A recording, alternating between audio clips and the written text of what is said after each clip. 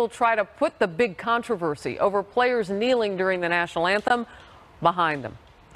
The league released today its new policy, and a statement says this season, all league and team personnel shall stand and show respect for the flag and the anthem. Personnel who choose not to stand for the anthem may stay in the locker room until after the anthem has played. We believe today's decision will keep our focus on the game and the extraordinary athletes who play it and on our fans who enjoy it. The Players Association, not too happy with the new policy. Part of its statement reads this way. The NFL chose not to consult the union in the development of this new policy. NFL players have shown their patriotism through their social activism, their community service and support of our military and law enforcement, and yes, through their protests to raise awareness about the issues they care about, end quote. David. Fans watch the NFL to see football. They don't want players kneeling for tax cuts any more than they don't want to see players kneeling for social justice reasons. People go to NFL games to watch football, and that's what the focus ought to be on, and that's what this policy tries to get us towards. That's an interesting comparison, Marie.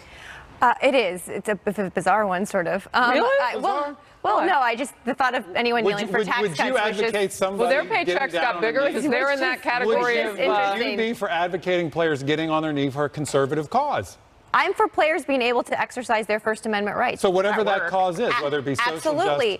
Absolutely. And look, I think the NFL may have stumbled a little bit here because, first of all, this has been a very hot issue, as we all know. We've covered it a lot here. They really should have coordinated with the Players Association. Why? Because you can't have games without players. And they have an incentive for the players to be happy, and I understand they care about the bottom line. You think those players aren't going to play this game because they have to stay in the locker room? I'm not saying they're not going to play. I just think it would have done everyone a lot of good. Colin Kaepernick's first name is unemployed. But why couldn't they coordinate with the Players Association? Maybe they didn't want to fight. Maybe they wanted to come down. Now they have a public fight. Now they have a public fight. Yes. I find it disgusting that a guy who wore socks depicting police officers as pigs was ever looked at to be a leader of anything. And I find that disgusting that anyone even looked at him for leadership, period. It's bigger than Secondly, him, I think these individuals are at work to play a game, to play a sport. They should stand out for the national anthem, put their hand over the heart, and be happy that they are living in the United States of America, a place that allows them to get to pay millions of dollars to play a sport and to be able to climb the ladder and live in a country where you have upward mobility and you have the ability to play a sport and make money. So we live in the greatest country in the world, and I think it's disgraceful that this ever became an issue in the first place. So, Katie, and under Marie's thinking, I want to work for her because I then will get a say in every personnel policy that gets made. Oh, boy, that'll be complicated.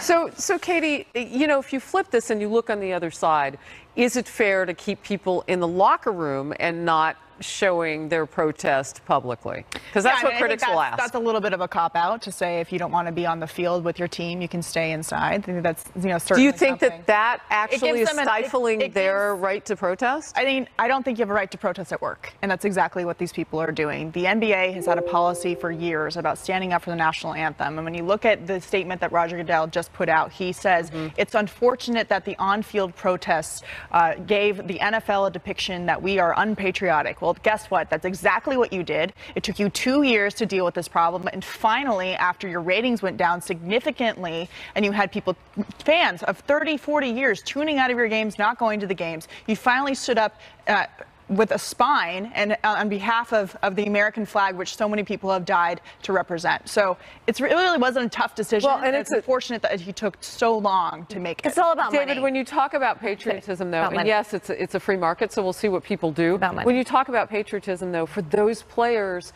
who wanted to show their support and show in a different way, it kind of colored everybody with the same brush. The president played a role. You had politicians playing a role. Look, it's a hot button issue. There's no question about it. But it doesn't change the fundamentals, which is fans tune in to NFL games to watch football, and that should be the how ridiculous that it ever became a controversial issue. Standing for the flag, the national anthem, and putting your hand over. How is that a controversial issue from the beginning? Is an incredibly patriotic theme, too, throughout our history. Protest is it's about being patriotic. They believe they're trying to make the country better. Yeah. We'll be right back. Ella, up from the swamp of Washington to hang out with us today. Appreciate Absolutely, and looking forward to spending the weekend here in New York with my daughters, 4 and 2, as we go see the sea lions at the zoo. All right, sounds like a fun time. Lisa Marie, thank you for being here. We are back tomorrow at noon Eastern. Now here's Harris with all your news. And we will begin with this. Big developments in the Russia investigation as the president gives it a new nickname. Let's go outnumbered overtime. I'm Harris Faulkner. House GOP Chairman Devin Nunes and Trey Gowdy will meet with top intelligence officials tomorrow to review classified information on the FBI informant who met with Trump campaign officials. No Democrats have been invited to that meeting, and that's outraging some of their leaders. Meanwhile, the president is sounding off just moments ago on what he now calls Spygate. When they look at the documents, I think people are going to see a lot of bad things happen. I hope it's not so, because if it is, there's never been anything like it in the history of our country. I mean, if you look at Clapper, he sort of admitted that they had spies in the campaign yesterday, inadvertently. But I hope it's not true, but it looks like it is. Chief Intelligence Correspondent Catherine Herridge now with more from Washington. Catherine? Well, thank you, Harris. A short time ago, the House and Senate minority leaders sending this letter to the FBI and Justice Department, asking them to brief the congressional leadership known as the Gang of Eight on the alleged informant records, and they advised against Thursday's meeting. The letter reads in part, quote, at a barest minimum, it creates the appearance of an unseemly opportunity for the president and his enablers to prematurely access investigative information. I should never have put it there. And selectively leak national security secrets for the purpose of publicly distorting the facts in this case. Meantime, the White House brokered meeting Thursday is very fluid, with the latest information indicating the Republican chairman of the House Government Oversight Committee and Intelligence Committees, Trey Gowdy, Devin Nunes, the FBI Director Christopher Wray, the nation's intelligence chief Dan Coats, and a senior aide to Rod Rosenstein, the Deputy Attorney General, will attend. A source close to the discussions told Fox that it's not clear at this point the records about this informant that were requested by Congress will be accessible at that meeting. And we also understand there may be some last-minute changes on those who attend, with the Deputy Attorney General Rosenstein going in the end.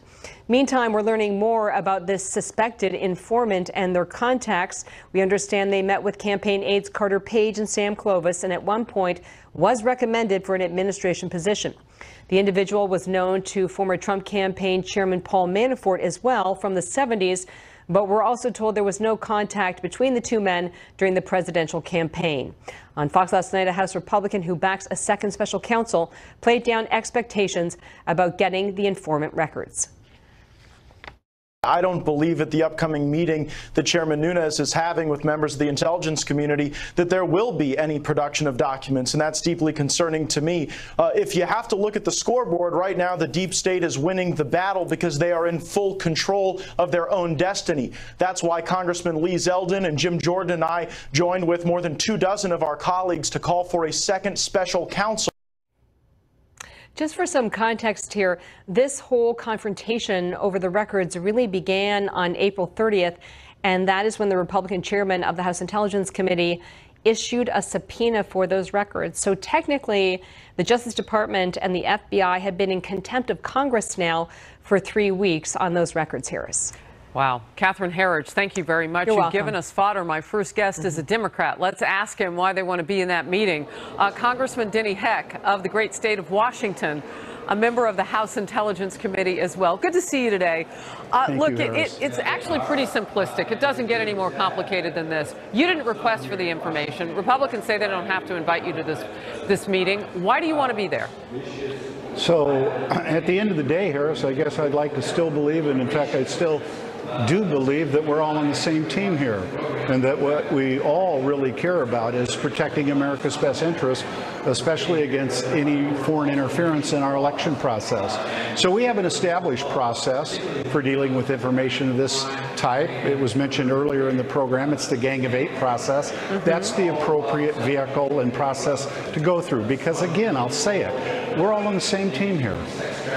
Wow. Is this fresh interest in the president's campaign something that people should see as sincere? We're talking about an FBI informant inside of a presidential campaign. So the Department of Justice and the FBI had before them credible information that there was Russian interference in the 2016 presidential election. And as a consequence, they engaged in certain activities that, had they not done so, could have only been characterized as a dereliction of duties, Harris. That's the bottom line. It is a violation of federal law for a foreign government to interfere in our election. It is a violation of federal law for an American to knowingly conspire or coordinate with a representative or an agent on behalf of a foreign government to interfere in our election. The Department of Justice was doing their job. You should be grateful. I am grateful. The American people are grateful. Well, I'm only grateful when people answer my questions as a journalist, and here's one for you. You say that you were looking for that activity with Russia. You put an FBI informant inside of a presidential campaign. The president has every right to know whether that also had to do with political purposes, because that actually would be illegal. Your words? So again, I would reiterate what I said earlier, that there is a Gang of 8 process established for the sharing of this kind of information, classified information, and I think it's appropriate that that occur. I do not, however, necessarily agree with your premise. And by the way, you said you. I was pretty far removed from that decision making. You see, I'm a member of the congressional branch, Harris, and I actually believe we have a check and balance responsibility within the Constitution against the executive branch on occasion. I was in no way personally, directly or indirectly, involved in the placement of anybody anywhere. Not quite sure why you worded it that way, Harris. Well, your political party, not you personally. Please don't take it personally. I want you to hear... Harris, I'm not sure that's accurate, and you don't know that either, with all due respect. Well, there's a lot that we don't know. That's for certain, and that's why investigation is important. If Democrats don't go to this meeting, what will happen, do you think? I mean, are you going to press right up until the time that it happens? So I'm going to continue to press that we follow the procedures of the House, which is the Gang of 8 procedures and process, where there are 2 members of each caucus from the House and the Senate who have the privilege to have access to the highest levels of sensitive and classified information. That's what I will continue to advocate for. Well, the president said just a short time ago, as he was getting on Marine One, that he wants to hear from the Deputy AG, Rod Rosenstein, from the FBI, from everybody. It's all about transparency. And he thinks even the Democrats, like yourself, and he didn't mention you by name, as I didn't, but Democrats, even though they are obstructionists in his term, they want to do this too. They want to know all the answers too. I appreciate you coming on the program. We had a discussion about this on Outnumbered on the Couch. It's always best when there's transparency. Everybody should be invited to be at the table. We'll see what happens. Congressman, thank you. Thank you, Harris. Fox News alert now. The President Trump's attorneys reportedly made an offer to Robert Mueller to interview the president. But they want to narrow the scope to questions on Russia-related matters that occurred before the election. That would exclude questions about the firing of James Comey and the possible obstruction of justice. CNN is reporting the president's legal team is also talking about the possibility of the president answering some questions in person and others in writing. Robert Mueller has indicated in the past that written answers could not be acceptable. Let's bring in former federal prosecutor Stephen Mulroy, who also served as a civil rights attorney for the Justice Department, currently now a law professor at the University of Memphis. Your first take on the president sitting down with Robert Mueller and tightening the scope of the questions to before the election. Well, Harris, it doesn't seem likely to me that Mueller and the rest of the special prosecution team would accept those preconditions. It would seem to me that the possible obstruction of justice is a significant line of inquiry, and they would not want to, in advance, say that that line of inquiry is completely off limits. You know, with the president now getting kind of political advice on sitting down versus what his attorneys will actually work out, how do you see that coming together? Because we are inching our way toward the midterm elections, and you can't be blind to the fact, and the president has even indicated, that it could cost his party politically if he doesn't make a decision that's in line with what the American people who support him want. It's a tough decision for the president, I would think. Certainly there are political pressures, as you've just mentioned, for him to sit down and agree to an interview. There is precedent for it. President Clinton sat down with an interview with the, Ken Starr's prosecution team back in the late 90s. At the same time, though, it's a perilous journey for the president, because if he doesn't say everything entirely consistently, both internally consistently and also consistent with what he said in the past, then there may be potential perjury traps that he would want to avoid.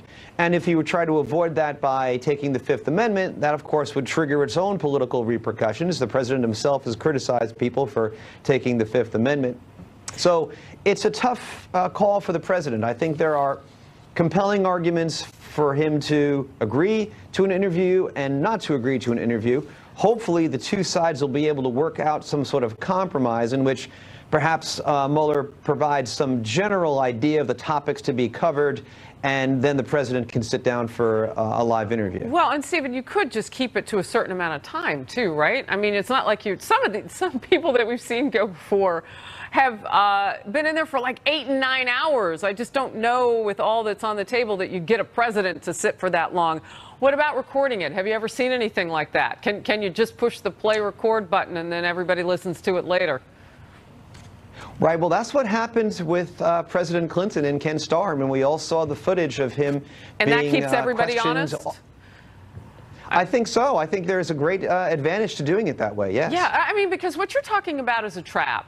And only Robert Mueller knows what Robert Mueller has. And so that already seems uneven, no matter what legal side you're on in all of this.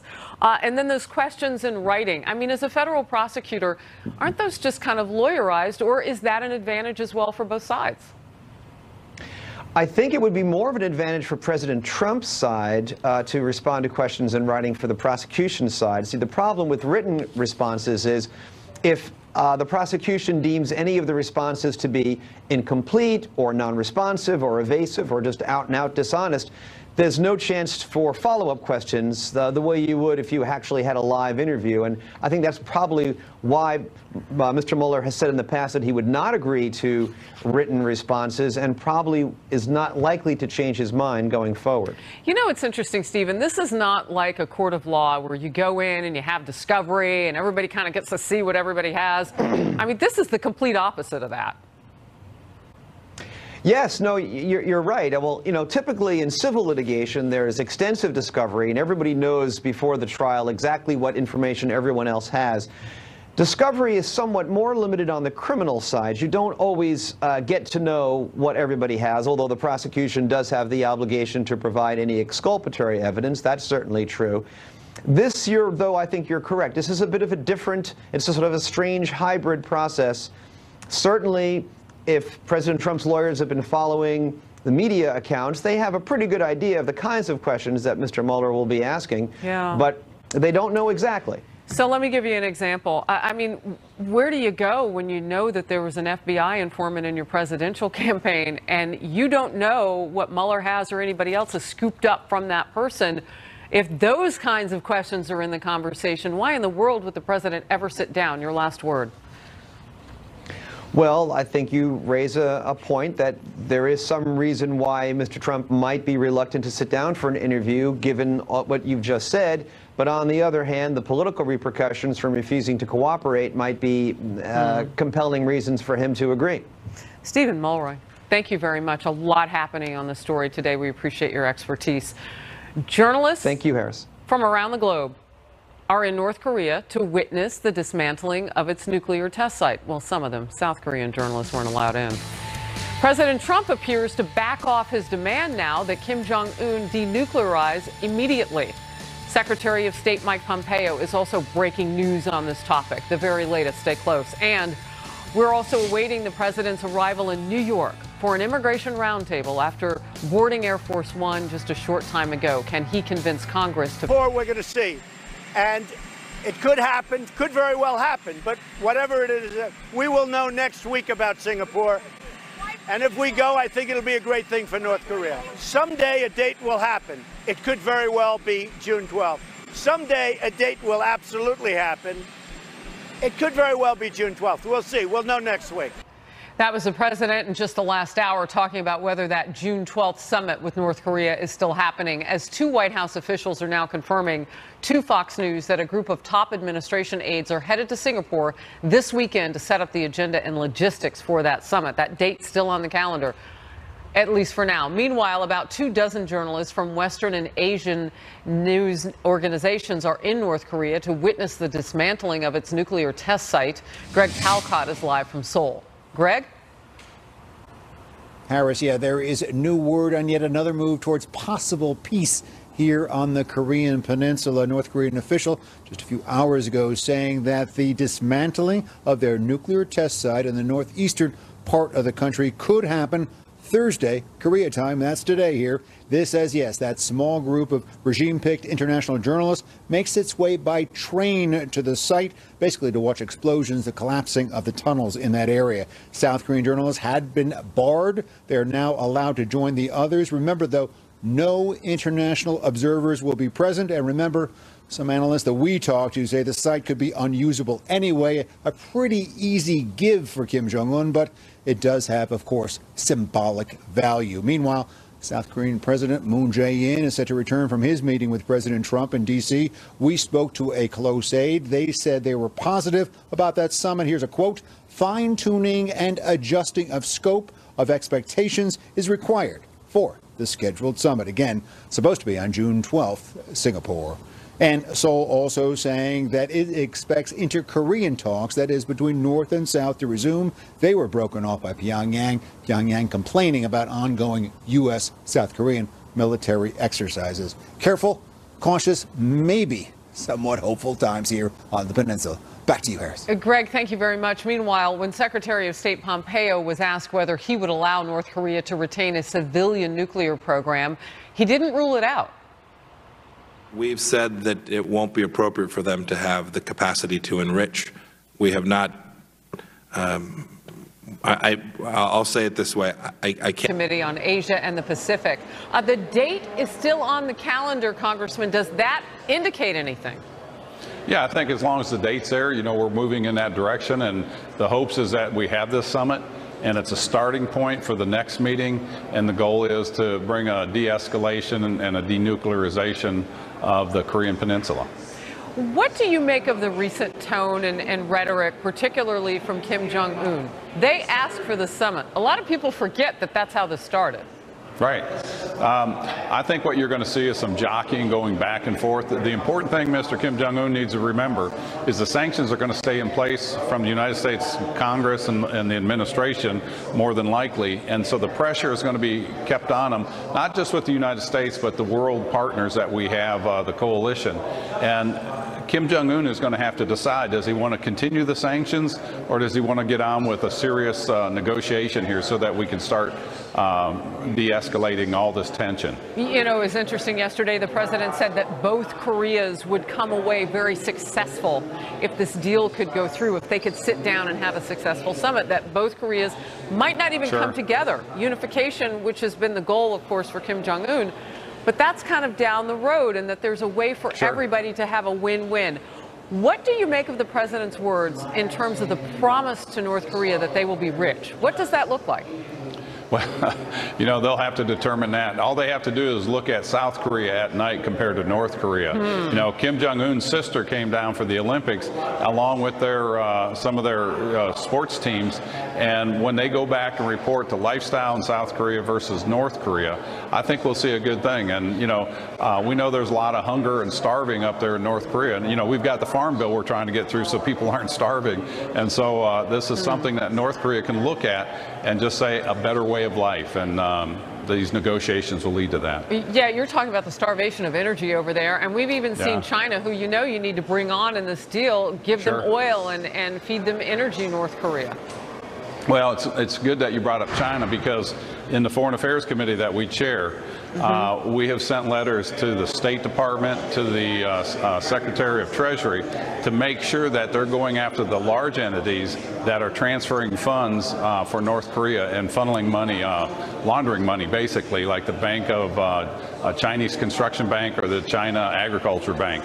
You know, they've gone after the smaller entities, but I think it's time to go after the larger entities, and that's more pressure on Kim Jong-un, and it'll entice him to come to the negotiating table. Congressman Yoho, what do you make of the president saying that every time, in his estimation, that Kim Jong-un sits down, meets with President Xi, and I think it's been twice now, of China, that he doesn't like what he sees in terms of how North Korea is acting? That there's some sort of, if you will, some sort of game playing or something going on between these two nations? Well, I think when Kim Jong-un sits down with Xi Jinping, they don't want the destabilization on the Korean Peninsula because it's right in their backyard. And so the more destabilized it is, it's more uncertainty for China, too. So they have a big role to play in this. The thought is that if something broke out on the Korean Peninsula, there'd be an influx of refugees into China, and that's what Xi Jinping doesn't want. Is the opposite of the diplomacy and the deal-making that this president is doing in an unprecedented way war? It's definitely a different game. You know, I think his diplomacy, I'm a fan of what he's doing. If it wasn't for President Trump and the team he has, I don't think we'd be at this stage even talking about sanctions, you know, the sanctions that have been put in place, but more importantly, about getting a resolution to end this nonsense on the Korean Peninsula. Do you think, though, that military might, that the president has said, you know what, he doesn't take anything off the table, that that's where we really would be? I would hope not, but Kim Jong-un needs to understand that all options are on the table, and I think this president's articulated that well, along with Secretary Pompeo, and that's why we're facilitating through the Foreign Affairs Committee to put pressure on our State Department and the Treasury to make sure these sanctions stay in place until we get further down the road in negotiations. I asked that question. The president says he sees this happening. It may not be June 12th, but he will walk away from the table if necessary. I just wonder, and the world is watching, what it looks like if you walk away. What is the opposite of now? And we'll just have to wait and see. Congressman Yoho of the great state of Florida, thank you for your time and your expertise. Thanks, Harris. Take care. President Trump is headed to Bethpage, New York. That's out on Long Island, where he plans to highlight his administration's efforts to end gang violence and crack down on illegal immigration. They know it well on Long Island. We've seen a lot with MS-13. What we're expecting to hear from the president and whether this is a winning issue for Republicans in the midterm elections.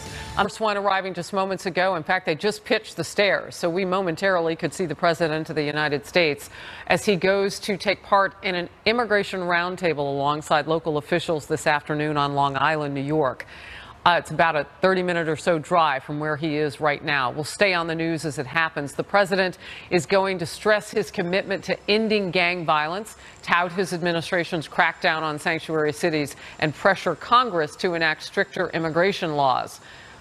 All of this after the White House doubled down on the president's description of MS-13 gang members as animals, despite some criticism. Brian Yanis is live for us in Bethpage, New York, where he's headed. Brian? Hi, Harris. Well, in a half an hour, the president will host this MS-13 roundtable here on Long Island. 13 others will be in attendance, including local police commissioners, victims of MS-13 violence. There will also be the Homeland Security Secretary, as well as the Deputy Director of ICE. And there is President Trump, who is just getting off the plane there at JFK. Again, the goal of this meeting here is to highlight progress made in the fight against MS-13 over the last year and what more needs to be done to win this fight. Now, under Trump, MS-13 gang arrests are way up. In fact, last year, ICE arrested 796 MS-13 members. That's the highest number in 9 years. And the FBI says 10,000 MS-13 members are in the U.S. across 40 states. 2,000 live here on Long Island. And earlier today, the Nassau County Police Commissioner, who will be taking part in this roundtable, said they still need more help. To fund these operations, to go out there, to do the enforcement, the education, the awareness, all of that takes funding. We need that support from the president. We have him watching our back now. He's supporting our enforcement efforts, but we can also use some funding now from D.C. Meantime, critics, some protesting here today, have taken issue with the president calling MS-13 members animals. In fact, some critics say that they believe that the Trump actually believes that all immigrants are animals. They say the use of the term is racist and it's dehumanizing. Well, in response to that, the White House said the president was clearly talking about just gang members, and they released this memo this week highlighting animals, or using the word animals 10 times in that memo. We spoke with Congressman Pete King, who will also be in this roundtable, and he defended the president. The president is entirely on target. The only criticism I would make is that he's being unfair to animals. Animals don't kill their own, don't torture their own. MS-13's motto is rape, kill, control. The president says he will continue to call these gang members animals. Harris? Brian Yanis, thank you very much. Let's bring in Republican Congresswoman Martha McSally, chairs the Homeland Security Subcommittee on the Border and Maritime Security. Great to see you, Congresswoman. Good to see you, too. First of all, let's start with where the president is in terms of identifying what might even be termed as the enemy here. Yeah, so the MS-13 gangs, which I agree, like a stronger word would have been one I used and probably he would use, except you can't say them on television. These are gangs that kill, rape, control, dismember, stab teenagers hundreds of times, decapitate, and 25% of them, of their global membership, is in America. And they're taking advantage of our loopholes and our lax policies. And I had a hearing on this yesterday that's impacting communities like Long Island in a way that you can never even imagine. This is not hyperbole. This is a public safety threat. 40% of the murders in Suffolk County in New York between January of 2016 and July of 2017 were from MS-13 gang members. This is very real violence in communities. Yeah, you know, to hear you spell it out so simply in those numbers, and we know New York is such a huge metro area, so murder is not something that we are unfamiliar with, unfortunately. So to have such a chunk of it come percentage-wise from people who were here illegally, that speaks to the issue of why nothing has been done yet on Capitol Hill. What does it take to move that juggernaut in Congress? Well, look, this is infuriating, and I'm as frustrated as the president is. Again, this should not be a partisan issue, as we have communities that are being, where people are being killed and dismembered by these awful, violent animals and these gangs. I held a hearing on this yesterday on the loopholes that MS-13 is taking advantage of. Of the 214 MS-13 gang members arrested in an operation last year, 30% came through as part of the unaccompanied children loophole, where we cannot send them back to their country. So MS-13 leadership is using our loopholes to then send them out into these communities, put them with a sponsor, and then recruit them into these gangs. This is very real and very dangerous. I'm so frustrated with the partisanship up here, and we have got to close these loopholes in order to keep our communities safe. Talk to me about your hearing just a little bit, if you can. The president, by the way, on the left, this is Bethpage, New York. He's already left the airport, JFK. He's on his way there. It's about a 30-minute drive. So at your hearing, is it a bipartisan conversation that is even possible? The president says he wants to push Congress to take action. That might mean compromising with Democrats.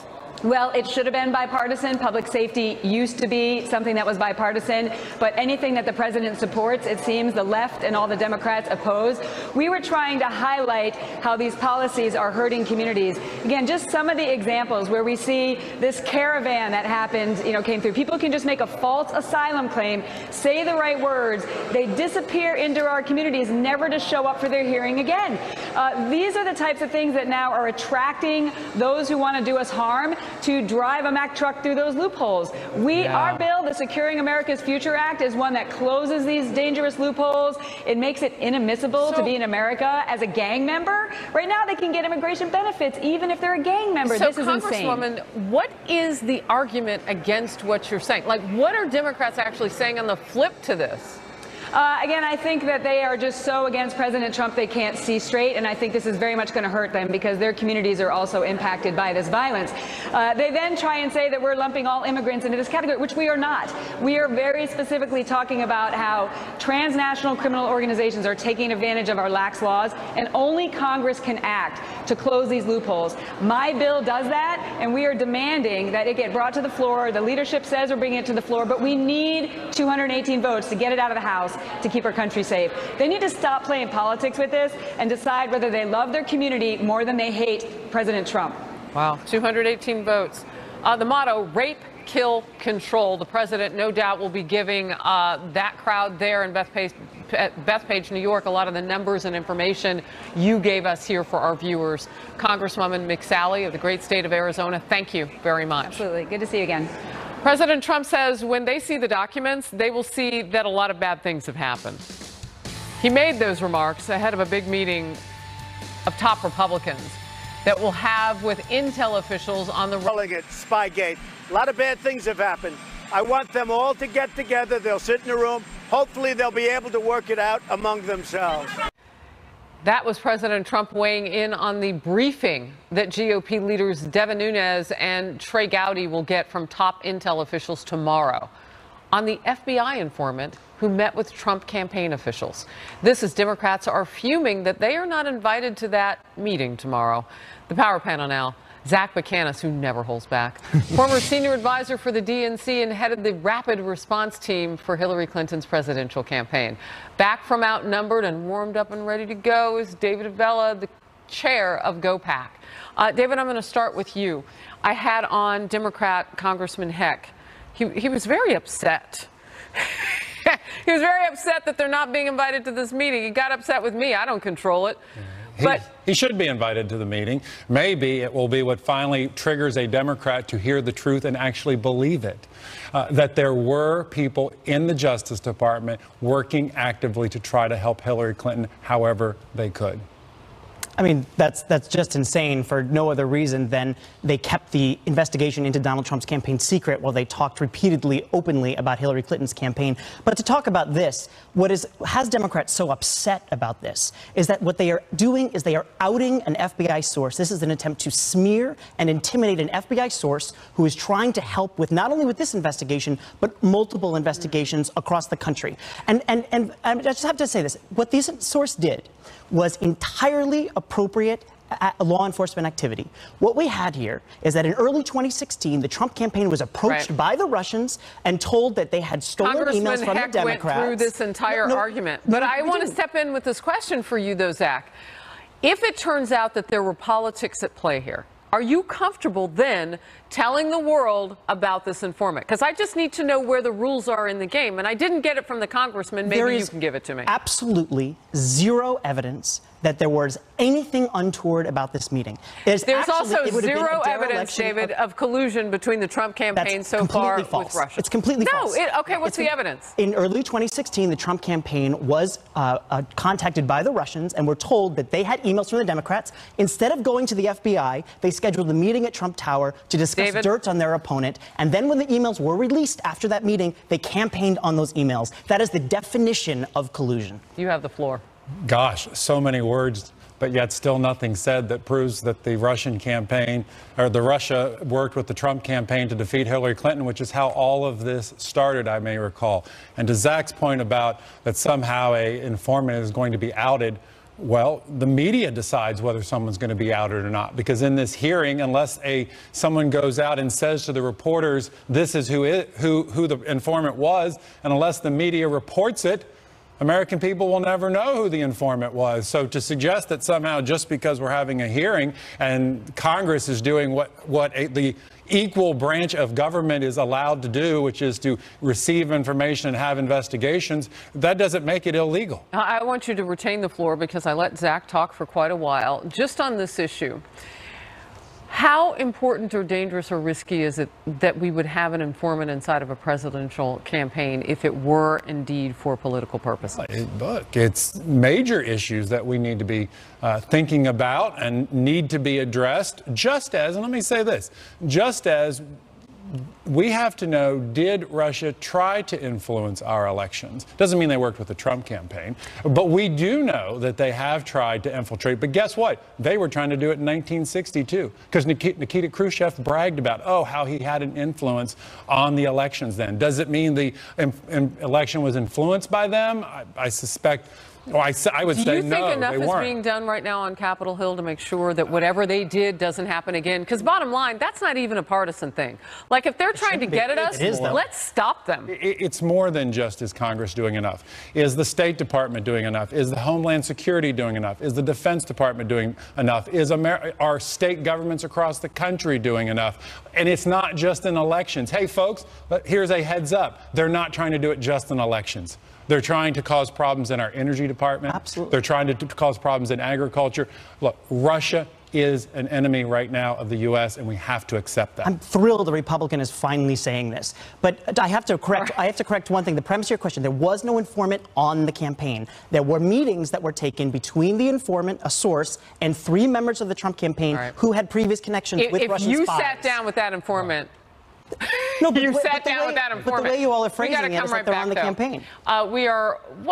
They weren't working for the campaign. Well, I'm glad you said that. That's the first time I've heard that. Immigration roundtable President Trump will participate in very shortly. He's on the ground, departed JFK Airport. President is set to host a roundtable on the MS-13 gang and his immigration policies. We'll bring that to you live. Former Bush 43 Chief of Staff Karl Rove will weigh in. Also, Congressman Trey Gowdy updates us on the quest for information on the FBI informant in the Trump campaign and laying groundwork for a summit that may not happen, as some of the president's advisors head to Singapore this weekend to meet with the North Koreans. We'll see you at the top of the hour. States last night may serve as a warning to Democrats ahead of the midterm. Zach, it's going to be okay.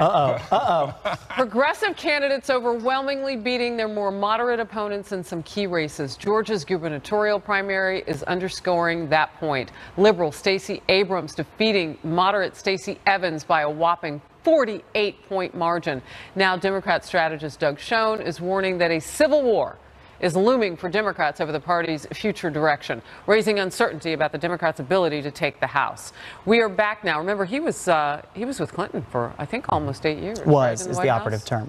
Well, but I'm just saying he worked. As was Mark Penn. David Avella.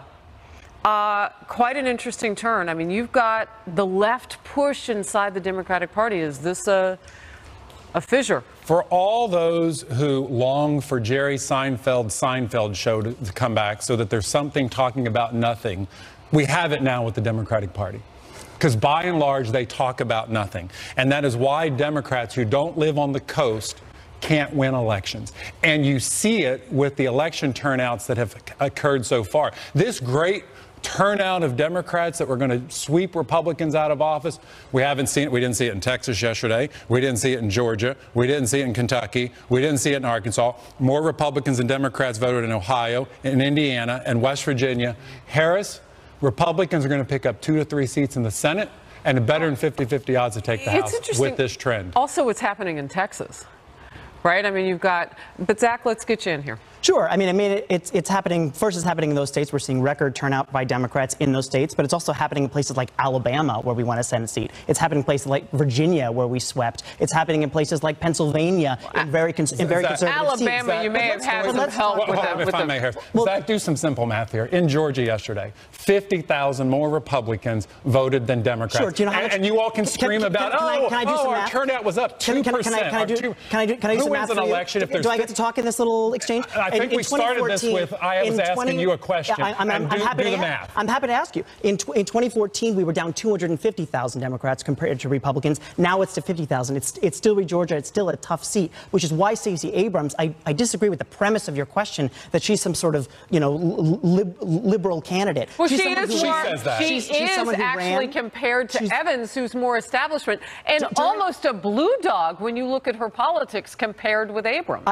Well, first off, Stacey Abrams, during the campaign, one of her main issues during the primary was that she has a track record of working with Republicans. That's not something that a crazy liberal says. She also was a main plank of her campaign. Who called anybody a crazy liberal? A main plank of her campaign is that she worked with Governor Deal, who's a Republican, to reform things like, for example, the Hope Scholarship. She's not someone who is on the left. She's someone who's right in the middle, and she's right there for Georgia. David? Elections are won by who gets more votes. And to date, Republicans are turning out and giving more votes to Republicans than Democrats are giving to Democrats. And if that's the case, Republicans hold their majorities, and in the Senate, we're going to gain our majority. You shrugged. I do, because with your count, it's not a right to count primaries versus general elections. In primaries, we have partisans that vote. Wait a minute. So yesterday didn't count for Democrats? It shows extraordinary enthusiasm, but it is not right to do an apples-to-apples comparison. So how do you drive the needle for November? Because you don't have that economic message that's very crisp to go against all of the accomplishments that the current administration has. Well, on 2 points. And the president has said he's going to be on the ground. His mojo's there. I'm thrilled that Donald Trump's going to be on the ground, number one. But number two, we're going to be running on health care, about how Republicans voted overwhelmingly to increase people's premiums. And we're going to be talking about the economy. David? Because the economy is good for the stock market and Wall Street. It is not good for average people who, while the unemployment rate may be coming down, it's coming down because they're working at grocery stores. That's not. Republicans are going to gain 2 to 3 seats in the Senate. 50-50, we hold the House right now. And the House? 50-50, we hold the House. You think that's right it? And so what does that look like going forward for this president? I mean, what kind of I'm talking about him being on the ground, and he's had some recent victories by putting his political capital in. What does that look like for President Trump? Well, you're going to see the president in states like Indiana and West Virginia and Montana and Missouri and Florida, where you have a Democrat running in a seat that he carried, and in a state like West Virginia, where he carried West Virginia by 40 poins. And a Joe Manchin there who votes about 60% of the time with this president. Guys, I will bring you back. Woo! Boiling water on the set today. We'll be right back. We earned a lot of VA benefits with our service, but the